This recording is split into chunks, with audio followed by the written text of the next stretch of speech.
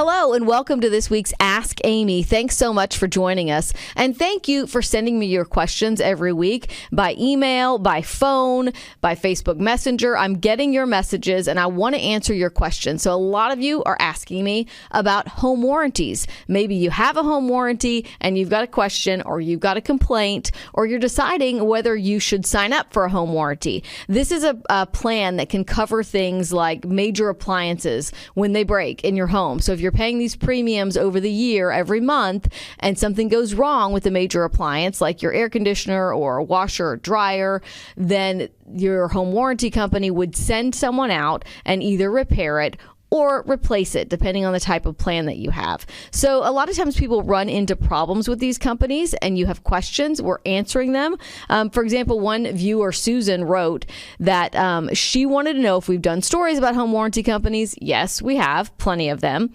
She wrote, we've always used this form of protection for our appliances, but lately it seems like they're not repairing our appliances, instead giving us a little bit of money to purchase a new appliance and not replacing it. She wrote, we've been spending hundreds, if not thousands of dollars purchasing new appliances. We just had to replace our hot water heater. Quite expensive since it wasn't covered, even though it seemed like it was. So a lot of the biggest problems that we know people have with these home warranties is you're paying because you believe all these certain appliances in your home were covered. And then when you have a problem, they say, oh, well, that's not covered because this was a pre-existing condition, or this part of your hot water heater was covered, but not that. I want to go to another email that we received from someone else who said that they were canceling their coverage that they had had for 16 years because their home warranty company kept putting a Band-Aid on their unit instead of replacing their air conditioning unit. And so they said that they had to pay that $75 service fee every time they call their home warranty company. And then they had a bid on $2,800 to fix their AC unit. And they were told that their home warranty would only pay for $380 of the $2,800. So what should you do if you get these kinds of quotes? Obviously, as the consumer, as the customer, you've got to try to work through these issues with the home warranty company. But now there is somewhat of a sort of helpline, lifeline out there for customers. Just since last September 2021, the regulation and licensing of home warranty companies and service contract providers switched from the Texas Real Estate Commission to the Texas Department of Licensing and Regulation. And they, at least now, it's a place where you can file a complaint, and they have an ombudsman there. So there's an ombudsman phone number you can call, and they're going to tell you always try to work it out yourself in the beginning. But if that doesn't help, if you file a complaint, or if you're not to the level of filing a complaint and you just want somebody else's take on what you should do, you can call this residential service provider ombudsman with the Texas Department of Licensing and Regulation. And there's a phone number for that. It is an Austin area code. It is 512-936-3049. So as we said, this agency sort of just took over the licensing and regulation of home warranty companies. They've only been doing it for about 13 months now. And we asked them, hey, can you tell us just in the last 13 months, so from September 1st of 2021 to August 31st of 2022, can you tell us the home warranty companies licensed in Texas that are receiving the most complaints? Now, this doesn't mean that all of these complaints are substantiated, but what are you seeing? And they just sent this list over to me. They say that Choice Home Warranty and Home Warranty Administrators, they're based out of New Jersey, have received the bulk of complaints. They've received 69 complaints to the state. And keep in mind, I always like to keep in mind that most customers don't even know where you're supposed to go to complain in these issues. Far more people will turn to the Better Business Bureau or might complain online just in a Yelp or a Google or a Facebook review. But they received 69 complaints to the Texas Department of Licensing and Regulation. With the Better Business Bureau, Choice Home Warranty received 10,330 complaints within the last 3 years. That's a lot. So if you're considering choosing a home warranty company and you'd like to use one to protect, your appliances, or you feel like you have more protection if something goes wrong, look at complaints against these companies. American Home Shield of Texas came in second with the most complaints, with 60 over the last year.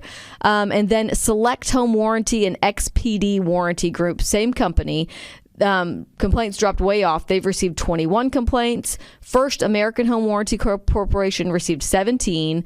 Home Shore of America received 17. So that rounds out the top 5 of companies with the most complaints. Okay, so what should you do if you're considering hiring a home warranty company? What are some of the things that you want to look at before you just go in? I know sometimes you might receive an unsolicited email. You might see an ad online. Aside from checking those complaints, you want to know, how much does the plan cost? Obviously, you could pay all at once. You could pay for the full year up front, or you could break it out into monthly payments. But how much does it cost you? How much does the plan last? And what specific items are covered by that residential service contract? And sometimes you pay more to have more items covered, right? Is it my washer, dryer, refrigerator, AC, water heater? Which items are covered, and are there limits to that coverage? Are there incidents that would not be covered, and what are they? You want all of that spelled out, and you want those things in writing, because I guarantee you, when you go to make a claim or have someone come out, they will be more likely than not to tell you, oh, that's not covered for XYZ, for these reasons. Well, you need to have your original policy, the original plan that you paid for, have all that in writing, store it someplace safe so you can go back to that for reference. Obviously, these are just, sort of good practices as a consumer.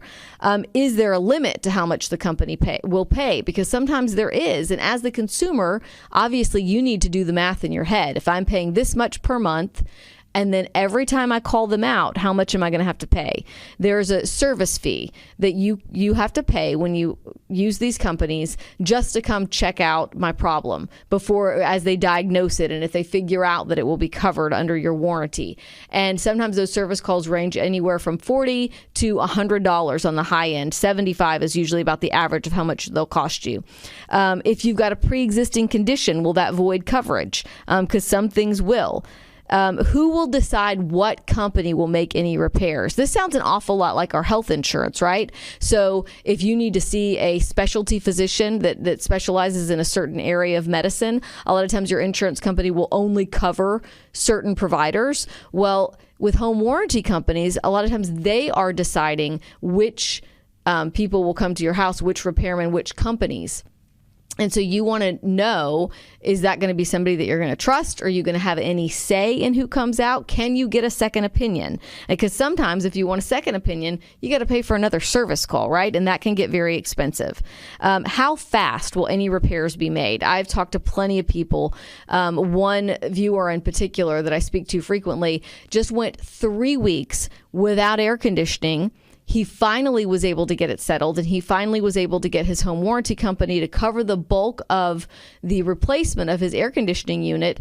But the reason that he went without AC for 3 weeks is because he was going back and forth with them. They were telling him that, oh, well, because your unit was so old, we have to make these other changes that are not covered under your warranty. And those changes are going to cost you like $6,000, and then we'll pay for the new AC. And he was like, that doesn't sound right. That doesn't seem fair. But how many people are willing and are able to go 3 weeks in the summer in Houston with no air conditioning? So those are the things that you want to look at.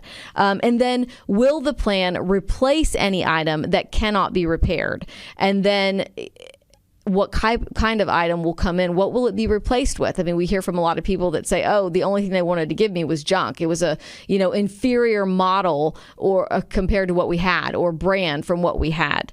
I have heard good stories. We have heard issues. I've heard anecdotally from someone who had a washer and dryer, and they were covered on their home warranty plan. And when the washer went out, but the dryer was just fine, their home warranty company told them, we're replacing both because you have a matching set now, and you should have a matching set when we replace the washer. I mean, that's amazing. Realizing that we only hear normally when things go bad. We hear the bad side, the downside, right? So these are all questions that you want to ask of a home warranty company when you're looking at any of them to decide if you want to hire them. When we come back, I have a guest this week, and it is investigative reporter Mario Diaz, who has looked into the issues of home warranty companies and who regulates them and who's looking out for consumers, specifically in the state of Texas, and sort of what other states are doing around the country. He's investigated some of that.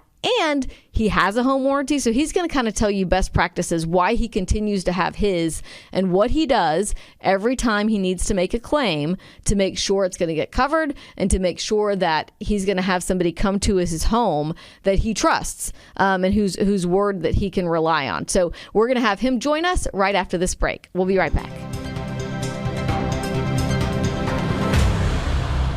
Welcome back to this Ask Amy, all about home warranties. Joining me now is Mario Diaz, investigative reporter. Mm-hmm. And I brought you in because you have actually done an investigation on these home warranty companies. And it started why? Because we were hearing complaints from people? Yeah, we were. I mean, obviously, we receive tips all the time from individuals. And they email us. And one of the more common topics are home warranties. Mm-hmm. And you always hear different stories, whether it's about my home warranty company's not replacing this, they're not replacing this, and we get them from everyone. Uh-huh. It's not like one particular company. Right. We're getting them from everybody. And the belief here for many individuals is that this is a form of insurance. Mm-hmm. You pay into a situation or you enter into a contract in which you are having this agreement, in which you are paying this amount of money every month or for the year. And if you have an issue within your home, then they come out and either fix it or replace it with a set fee. Mm-hmm.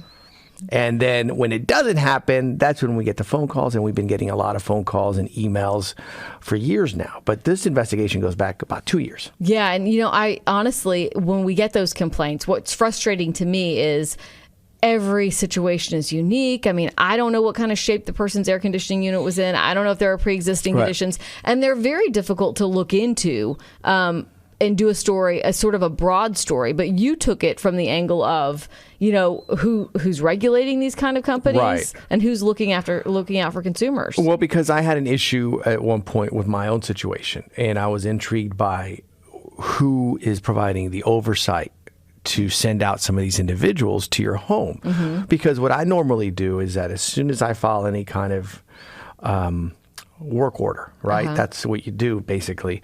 And now, at least the company that I'm dealing with has it where you go right in and log in right away. It's really, really good in that perspective. Online. Yeah. And I immediately start seeing, well, who is the person that's coming out to my house? I've seen their performances look higher in terms of the people. They have very high reviews. So I'm like, okay, great. But before I was getting like 1 star, 2 star. Hey, when you guys come out, we'll be out there. So the question is, who's providing the oversight for this issue? Mm-hmm. And the investigation focused on who regulates them, who's holding them accountable, and is anybody else nationwide having these kind of issues? And we found that problem in another state. Yeah. The problem, but actually what you found is this other state being a little more active in going after some of these companies, bad actors. Right, because as you've done some investigating into this as well for some time, and of here late, there has been a switch on even in Texas. Uh-huh.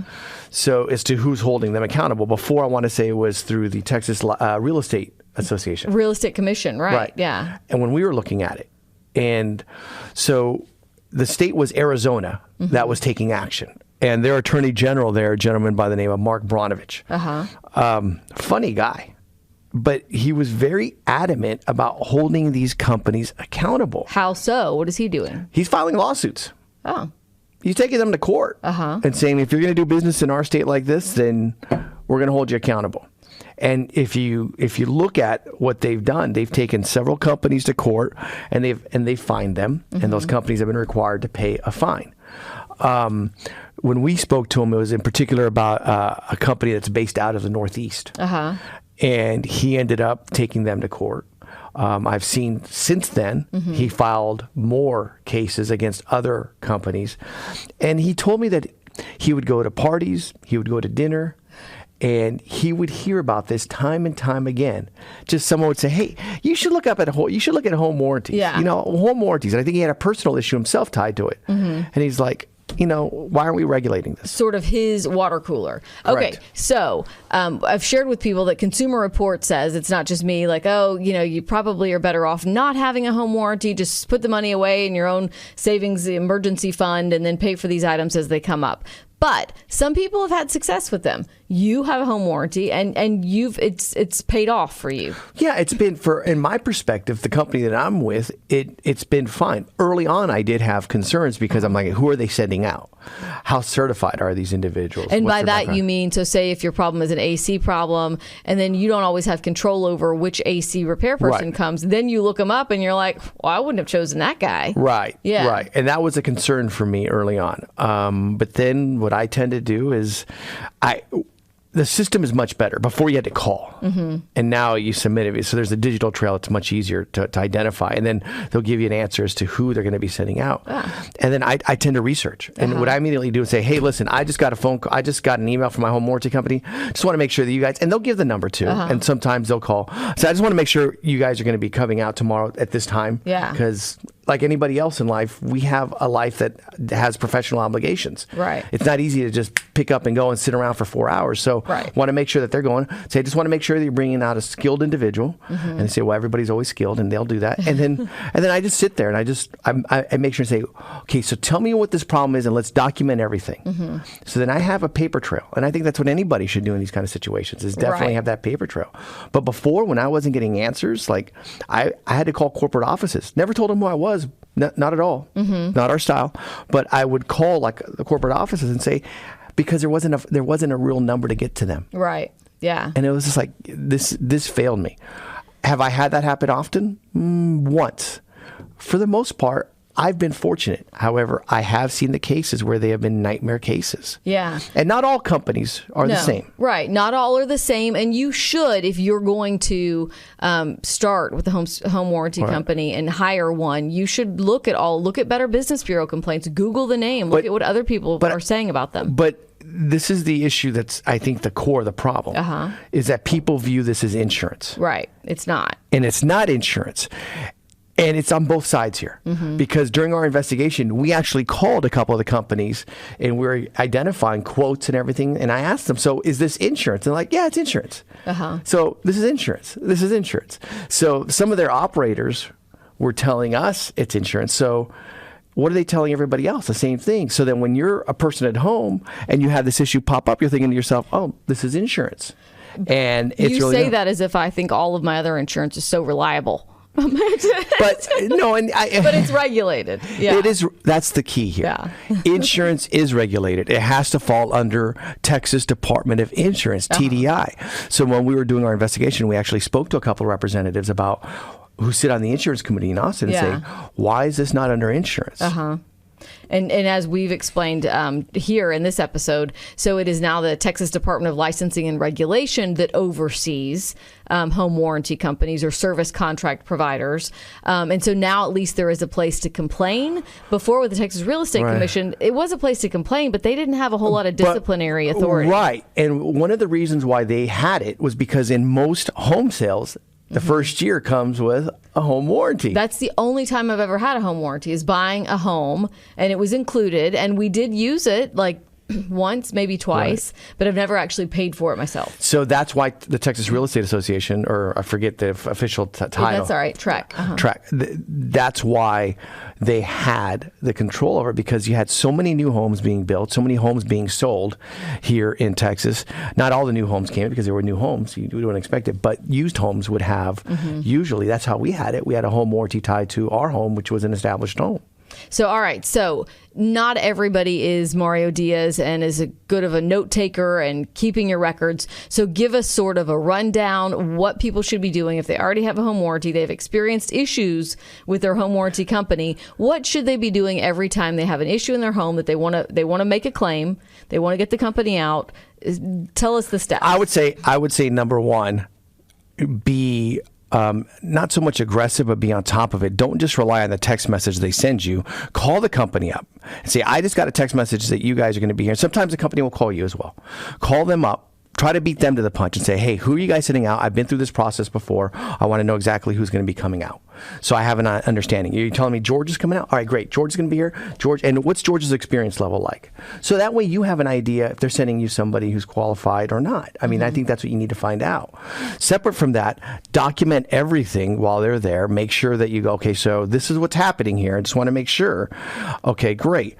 And one of the things that I've done is that you can't do it anymore, but if you could, like, make sure that a company, like, I will make sure that if a company's not the one that I like, then I'm like, I don't want them. And I will, like, say, I don't want them whatsoever. You are able to do that with your company? Yeah, and then, but they've switched up the system where you can't really do that. But if I had someone I loved, I'd try to request them. Oh, because they've been helpful, and I know that I got the job done right. Sometimes usually there's a fee involved. Sometimes the fee that you have is actually more than the actual cost to fix whatever they're going to fix. So you kind of need to know that. Right? So that's what I was going to say. Where we see a lot of complaints are people who say, okay, so you're paying this, premium, this monthly amount each month. Then when you need to call them, it's like, say, a $75 service call to get them to come out and even just see what the problem is and see if they're going to fix it. I asked one company, I said, so let me ask you this. How much are you going to charge me to do this? It was a capacitor. And they said, about $75.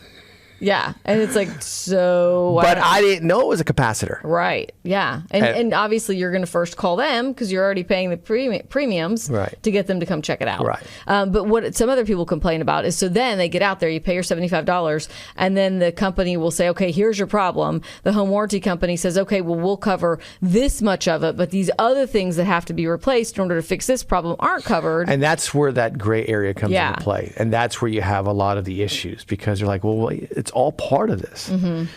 And that's the key. And the key word at the end of the day, you're saying this is why people get so, it's covered, right? Yeah.